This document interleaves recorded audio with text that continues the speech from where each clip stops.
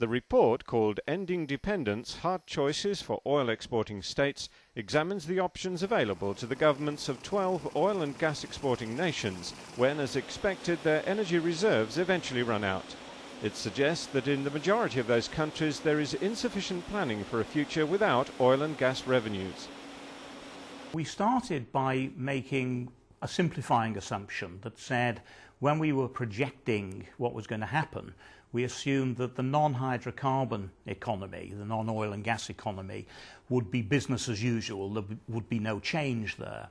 And the purpose behind this was to then raise the issue of saying, well, obviously that is not sustainable, because as the oil depletes, as the oil exports decline, the economy is going to have to find something else to pay its bills with, whether the bills are the government budget bills or the bills for the imports. And so the idea was to say, how much change do the economies have to go through in order to be able to remove dependence on hydrocarbons? And the idea was to look at each of the 12 case studies and to make an assessment, first of all, how much change there will have to be, and secondly, the ability of those countries to make those sorts of changes. Of the 12 countries studied, only Indonesia, Malaysia and Norway were found to have substantial planning in place for a post-hydrocarbon economy. The others, including Algeria, Saudi Arabia, Iran and Kuwait, had little or none. Norway has, of course, from the very beginning tried to preserve its non-oil economy and ensured that activity goes on in the rest of the economy and so far as possible prevented bad effects seeping through, although that's not completely possible.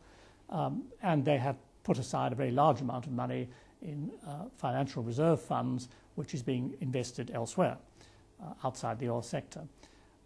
Malaysia in some ways more interesting because there's a developing country, which is what most of these countries are, and they have focused for a long time on developing knowledge, technology and manufacturing exports. So they have a positive balance outside the oil sector on their current account.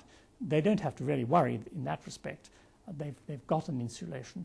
The public finance side is more difficult because they still depend a lot on oil taxation. Indonesia, likewise, difficult country, but they are now scrambling, I think, somewhat to develop an energy policy which reduces their own consumption and diversifies their own sources of supply of energy with what they have, which is quite rich. The remaining 9 countries studied, including Nigeria, Kazakhstan, Angola, Azerbaijan and Timor-Leste, were found to be underprepared for a non-hydrocarbon future, suggesting possible future political and economic instability in those regions. The conclusions we came to were rather depressing, because when you look at the other 9 case studies, it's very difficult to see many of them being able to make the necessary transition so that when their oil production, gas production, exports decline, they will have something to replace that with. And again, we come back to the problem that a lot of it is to do with politics. A lot of the countries are in urgent need of reform. The problem is, with the oil price at whatever it's at, $125 a barrel, the urgency for reform disappears. So what you need to do is not what you're going to do because of the high oil price. The report recommends Norway, Malaysia and Indonesia as models for future planning.